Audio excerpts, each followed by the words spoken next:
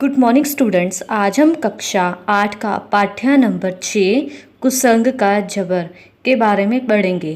ये chapter doctor Rajendra Sharma द्वारा लिखा गया है।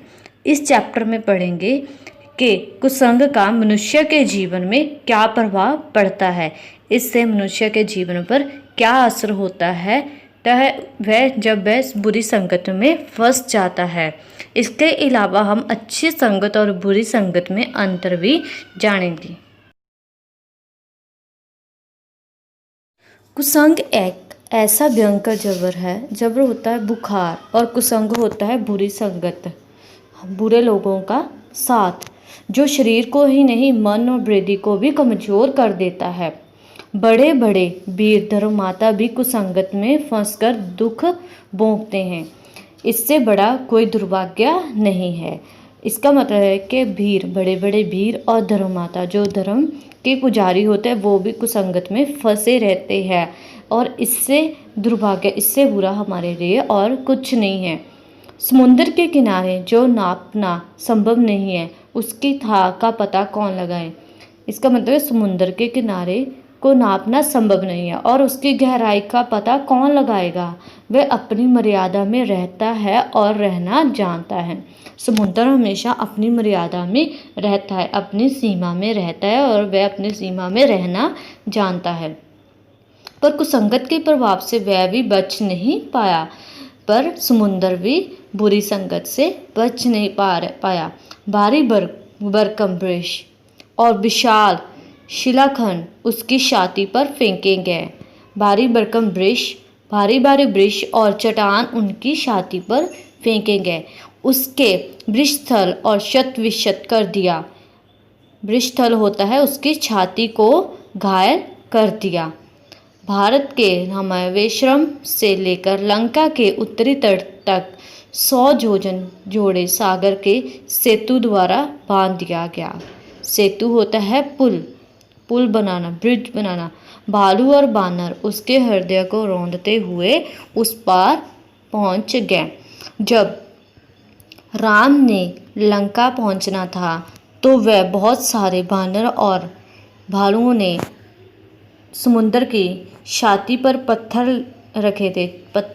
चट्टान रखे थे ताकि वह राम उस चट्टान पर पैदल चलकर लंका पहुंच सके। इससे क्या हुआ कि इसका नतीजा समुद्र को ही भोगना पड़ा। उसकी ही छाती पर ये सब हो रहा। इसके कारण समुद्र की सारी महिमा मिट्टी में मिल गई।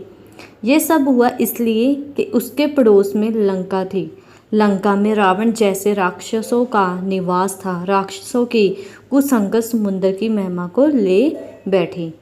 कबीर रहीम ने ठीक ही तो कहा है, बस कुसंग चाहत कुशल ये रहीम जिसों महिमा घटे समुद्र की रावण बसे पड़ोस। इसका भी यही मतलब होता है कि पड़ोस में लंका थी और लंका में एक रावण था जिसकी कुसंगत ने समुद्र की महिमा को तहस नहस कर दिया। राजा दशरथ से बढ़कर कौन सौभाग्यशाली हो सकता है जिसने यहाँ भगवान श्री धारण करके आए थे, जो जहाँ एक भगवान का रूप लेकर आए थे। उनके परिवार में कोई भी अभाव कैसे हो सकता है। वह स्वर्ग बना था। उसके घर में किसी भी चीज़ की कोई कमी नहीं थी, किसी भी चीज़ का कोई अभाव नहीं था। उसका घर एक स्वर्ग जैसा बना हुआ था। 4 सुयोग्य पुत्र और देवी सुदर्शन 3 रानियां। उसके 4 पुत्र थे और 3 रानियां थी। सभी रानियां चारों पुत्रों को अपना पुत्र मानती थी। ये प्रेम का एक साम्राज्य था। सबसे छोटी रानी थी भरत जननी कैकेयी। वह राजा को सबसे अधिक प्रिय थी। कैकेयी राम के चारों पुत्रों में सबसे अधिक चाहती थी। कैकेयी राम को सबसे ज़्यादा प्यार करती थी। महाराज राम का राज्याभिषेक करने की तैयारी कर रहे थे। महाराज दशरथ राम को राज्याभिषेक करने की तैयारी में लगे हुए थे। उसे राजा बनाना था। सहसा वज्रपात हो गया। अचानक ही मुसीबत आ गई कि सारे सुख स्वप्न बिखर गए। जो भी उन्होंने सपने देखे थे सारे ही एकदम बिखर गए। कल्पना के संपूर्ण महल ढह गए। राजा दशरथ की अचानक मौत हो गई और राम को 14 साल का वनवास काटना पड़ा और उसके साथ सीता और लक्ष्मण भी वन में चले गए। भरत ने भी अयोध्या का राजा बनना स्वीकार नहीं किया। इन सब का कारण कुबड़ी दासी थी जिसका नाम था मथुरा, जिसने कैकेयी को उल्टा सीधा पाठ पढ़ाकर उनका स्वर्ग जैसा घर तहस नहस कर दिया था। मथुरा की कुसंगत ने कैकेयी का सारा विवेक धो दिया, सारी सोच समझ, विवेक होता सोच समझ को धो दिया। उससे देवी से राक्षसी बनना पड़ा। और गोस्वामी तुलसीदास ने ठीक ही लिखा है, कौन कुसंगत पाई नसाई। जब हम कुसंगत में फंस जाते हैं तो हमारा जो स्वर्ग जैसा घर होता है वो भी तहस नहस होकर रह जाता है और हमारा परिवार पूरी तरह से बिखर जाता है। मानसरोवर में एक हंस उड़कर चला आ रहा था। उसका रंग बड़ा सफेद था, मन उतना ही साफ था। जैसे ही वह ऊंचे पर्वतों को पार करके मैदान में आया, एक कोया उसके साथ उड़ चला और बोला, हंसराज, आज मैं भी आपके साथ चलूँगा। लोग तुम्हारा बड़ा सम्मान करते हैं, कहते हैं तुम दूध और पानी को अलग अलग कर देते हो। कोया के कहने का मतलब है कि हंसराज झूठ को आगे लेकर आता है, झूठ का पर्दाफाश कर देता है। आज मैं भी देखूं तुम्हारी कैसे पूजा होती है। हंस ने उत्तर दिया, काकराज, तुम बोलते कड़वा हो, लोग दुत्कारते हैं, फिर मेरा तुम्हारा क्या साथ। कोया दुष्ट था। उसने हंस से कहा, हंसराज, आप तो स्वभाव के महात्मा हैं, आपके मन में मृदु और कटुभाषी का भेद कैसा।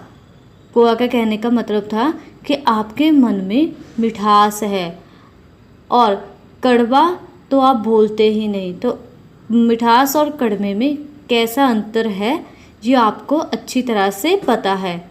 थोड़ी देर आपके साथ रहना चाहता हूँ, इससे तो आपका कुछ बिगड़ने नहीं वाला।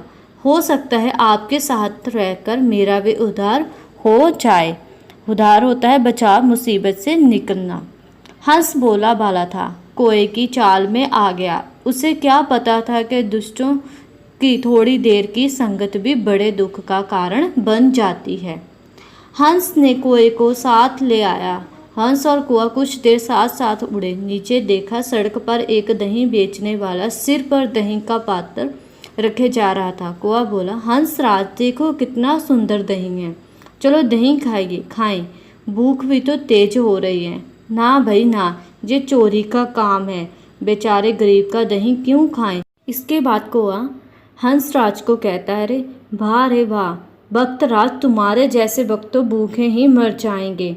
भूख लगी है, दही खाएंगे नहीं, जिएंगे कैसे। इसके बाद हंसराज उससे कहता है, भैया यदि भूख लगी है तो दही ग्वाले से मांग लो। फिर कुआ कहता है, अरे मांगने से कोई नहीं देता मेरे भोले भाई, आओ मेरे साथ। कुआ हंस का पंख पकड़कर अपने साथ घसीट ले चला। हंस और कुआ दोनों दधी पात्र बैठ गए। दधी पात्र होता है दही का बर्तन। हंस का मन चोरी का दही खाने को मना कर रहा था, किंतु कुआ अपनी ग्रीवा नचाकर दही का स्वाद ले रहा था। ग्वाले को दही पर बोझ सा मालूम पड़ा। उसने पंछियों को पकड़ना चाहा, आहट पाते ही चंचल कुआ एकदम उठ गया। बोला बाला हंस पकड़ा गया और मारा गया। दुष्ट की कुसंगत का और फल ही क्या होगा। कुसंगत का जबर कब मृत्यु के मुंह में ढकेल दे कौन जाने। जब हम बुरी संगत में फंस जाते हैं तो हमारा जो नुकसान होता है हमें पता नहीं चलता कि हमें कौन कौन सी मुसीबतों का सामना करना पड़ता है। कई बार कुसंगत क्या होता है, मृत्यु का कारण भी बन जाती है। इसलिए हमें कुसंगत से हमेशा दूर ही रहना चाहिए। केले के पास बेर का छोटा सा पेड़ उगाया। केले ने सोचा, चलो इससे हानि भी क्या है, अपने हिस्से की हवा पानी लेगा, मेरा क्या बिगाड़ेगा। मेरा इससे कुछ भी नहीं बांटा, ना कुछ लेने लेता है ना कुछ मैं इसको देता हूँ। उसे क्या पता था कि दुष्टों के पड़ोस में बसने से जीवन नरकीय बन जाता है। इसका मतलब होता है कि दुष्टों के कुसंगत में पड़ने से जीवन नरक बन जाता है। बेर का पेड़ बड़ा हो गया, उस पर खूब सारे कांटे थे। जैसे ही हवा चलती बेर का पेड़ मस्ती में झूमता। उसकी शाखाएं केले के पत्तों से संघर्ष करती और केले के पत्ते चीर चीर हो जाते थे। केले के अंग फट जाते। इसकी बेर के पेड़ को क्या चिंता, उसे दूसरों के दुख से क्या प्रयोजन होता है कारण। दूसरों के दुख में उसे कोई भी मतलब नहीं था।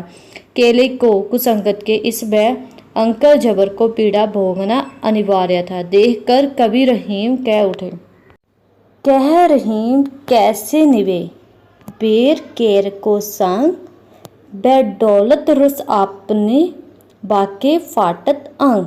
इसका मतलब है कि जब बेर हवा से झूमता है तो उसके कांटे केले के पत्तों को चीर देते थे, लेकिन इसका बेर पर कोई भी प्रभाव नहीं पड़ता था। इस पाठ्य को पढ़ने के बाद हमें यही शिक्षा मिलती है कि हमें बुरी संगत में कभी भी नहीं पड़ना चाहिए। बुरी संगत में पड़ने से हमारा जीवन तहस नहस हो जाता है। जैसे कैकेयी जब मथुरा की बुरी संगत में पड़ती है तो उसका स्वर्ग जैसा घर एक नरक बन जाता है। इसी तरह हंस जब कोए की बुरी संगत में पड़ता है तो वह उसकी बुरी संगत उसकी मृत्यु का कारण बन जाती है।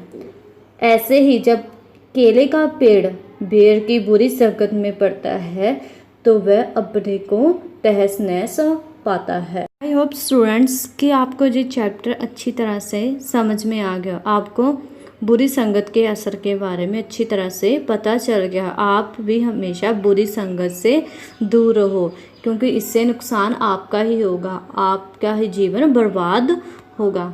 Thank you students.